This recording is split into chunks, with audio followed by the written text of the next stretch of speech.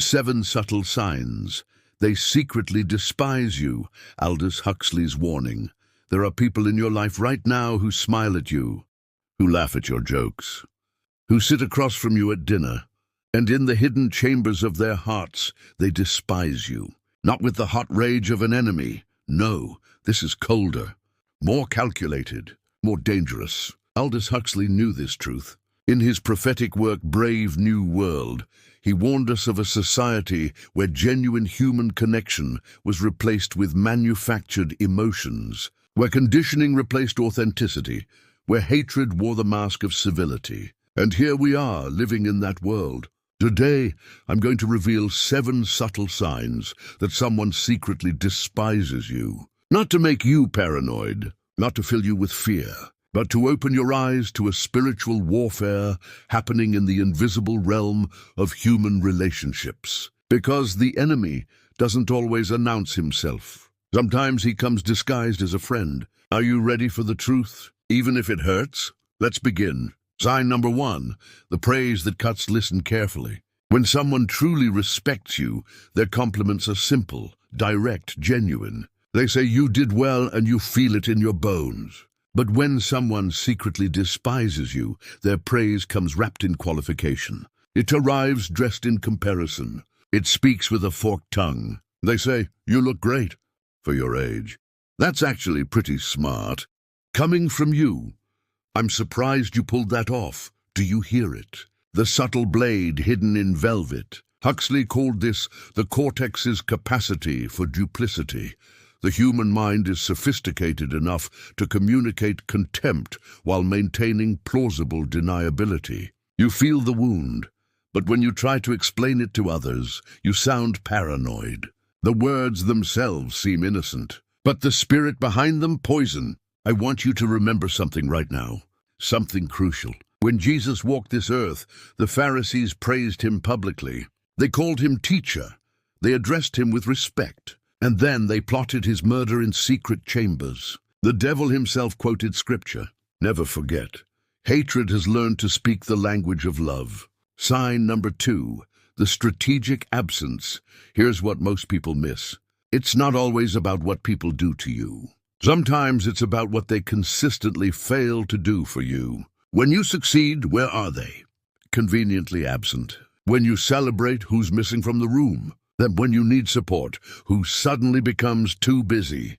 Think about it. Aldous Huxley understood this pattern. In his essays, he wrote about the violence of absence, how refusing to show up for someone is its own form of aggression. It's violence committed through omission. They're there for everyone else. You've seen it. You've felt it. They show up for colleagues, for acquaintances, even for strangers. But when it's your moment, silence, distance, excuses. And here's the cruelest part. They make you feel guilty for even noticing. I'm so busy, I forgot. I didn't think you needed me there. But you know the truth, don't you? Deep in your gut, you know. This isn't about their schedule. This is about their choice. They choose to be absent from your joy because your joy torments them. Sign number 3, the amplified flaw. Everyone has weaknesses. Everyone makes mistakes. This is the human condition. But watch what happens when someone secretly despises you. They become archaeologists of your failures. They excavate your every error. They catalog your mistakes like treasures. And then, in carefully chosen moments, they display their collection. Remember when you said you'd do that thing and you didn't? Didn't you make this same mistake last year?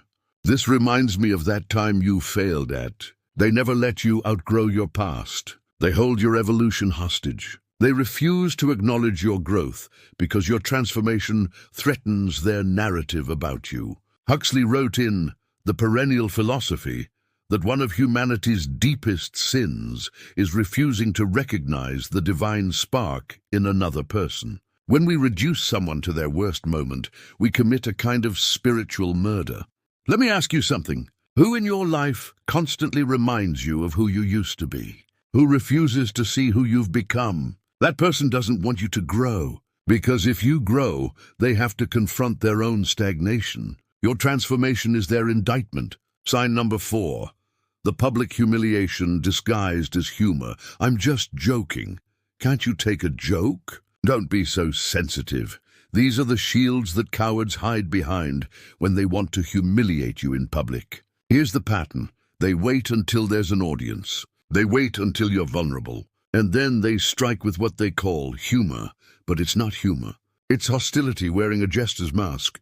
They mock your appearance, your intelligence, your choices, your dreams. And when you flinch, when you show the pain, they gaslight you. They make you the problem. I was just kidding. Everyone else thought it was funny. But was it funny? Or was it designed to diminish you in front of witnesses? Aldous Huxley, in his correspondence with George Orwell, wrote about the tyranny of laughter, how ridicule has been used throughout history as a weapon of social control. When we mock someone repeatedly, we don't just hurt them. We teach everyone watching that this person is acceptable to hurt. And here's what breaks my heart. You probably laughed along. You probably smiled through it. Because refusing to laugh would confirm their accusation that you're too sensitive. So you swallow the poison and pretend it's medicine. But your soul keeps score. Even when your mind pretends to forget, your spirit remembers every cut. They remember every promise you broke. They forget every promise they made to you. They remember every time you were late. They forget the 100 times you showed up early. They remember the one time you let them down. They forget the 1,000 times you lifted them up. This is not accidental. This is not a quirk of human memory. This is intentional editing. This is reality being rewritten to support their narrative. And their narrative is this: you are unworthy of their respect, their time, their loyalty. Huxley warned about this in Brave New World Revisited. He spoke of how propaganda works by selective emphasis, by highlighting certain facts while burying others. The same technique that governments use to control populations, individuals use to control relationships. They're running propaganda against you, in their mind, in conversations with others, and eventually, if you let them, in your own self-perception. How many times have you doubted yourself because of someone's selective memory? How many times have you questioned your own worth because they curated reality to make you look deficient? Sign number 6, the competitive response to your pain. This one is subtle. This one is devastating. You share your struggle. You open your heart. You reveal your wound. And their first response is to compete with your suffering. You think that's bad? Let me tell you what happened to me. At least you only have to deal with X. I have to deal with X. A and Z. They cannot sit with your pain because your pain demands empathy. And empathy requires them to see you as fully human. But they've already decided you're not worthy of such recognition. So they hijack your moment of vulnerability and make it about them. Your suffering becomes a stage for their drama. Your wound becomes a springboard for their story.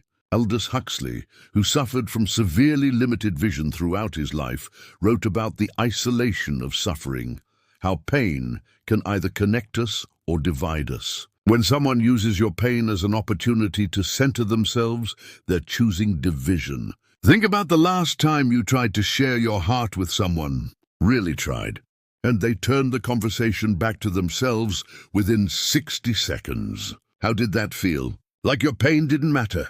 Like you didn't matter. You're right. To them, in that moment, you didn't.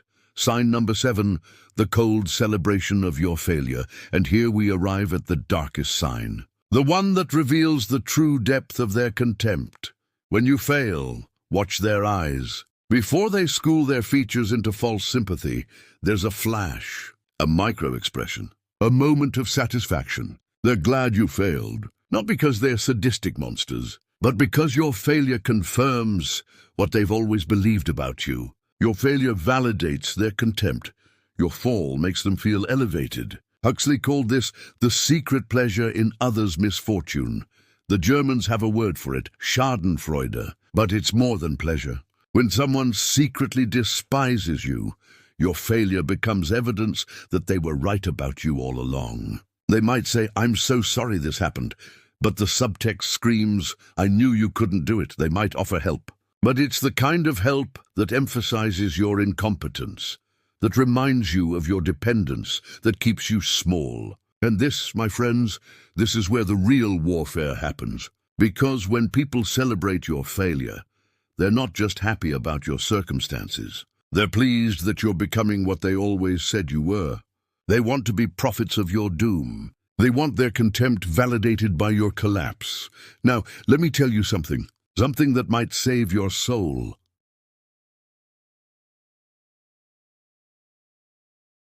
These 7 signs are real. If you recognize them, if you felt them resonating in your chest like a bell being struck, then yes, there are people in your life who secretly despise you. But here's the question that matters. What are you going to do about it? Aldous Huxley, despite his warnings about dystopia, despite his clear-eyed view of human cruelty, believed in something beyond the darkness. In his later years, he explored mysticism, spirituality, the perennial philosophy that connects all true religion. And he discovered this: sometimes the people who hate us are our greatest teachers. Not because their hatred is good, but because their hatred forces us to confront a crucial question: where are we seeking our worth? If their contempt destroys you, then you are building your identity on their approval. If their absence devastates you, then you were depending on their presence for validation. If their mockery silences you, then you were letting them define your voice. Jesus said something revolutionary. He said, "Blessed are you when people hate you, when they exclude you and insult you and reject your name as evil because of the Son of Man." Why blessed? Why would he call hatred a blessing? Because hatred from the world means you're not of the world. Because contempt from those who reject truth means you're carrying truth. Because when you stop needing the approval of those who despise you, you become free. Huxley, in his final interview before his death, said something profound. He said that the ultimate revolution is not political or social, but spiritual. It's the revolution that happens when a human being discovers they are more than what others say about them. You are not what they say you are. You are not the sum of their selective memories, their amplified focus on your flaws, their weaponized humor, their strategic absence. You are a child of the eternal. You carry divine DNA. You were formed in the image of the creator of the universe. And here's the truth that will set you free. Their contempt says more about them than it does about you. When someone despises you in secret, they're revealing their own poverty of spirit. They're showing you that they've lost the capacity for genuine love. They're demonstrating that they're controlled by comparison, by competition, by the demonic lie that your loss is their gain. Pity them, pray for them, but do not, I repeat, do not let them define you. The practical application, what you do tomorrow.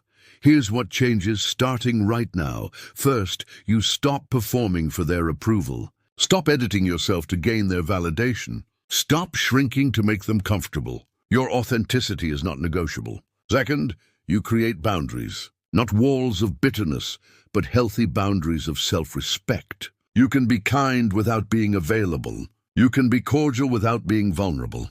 Wisdom knows the difference. Third, you redirect your focus. For every minute you've spent wondering why they despise you, spend an hour discovering why God delights in you. Read the Psalms. See how the Creator speaks about his children. That's your identity. Fourth, you refuse to match their energy. When they mock, you don't mock back. When they're absent, you don't withdraw from everyone. When they celebrate your failure, you don't celebrate theirs. You break the cycle.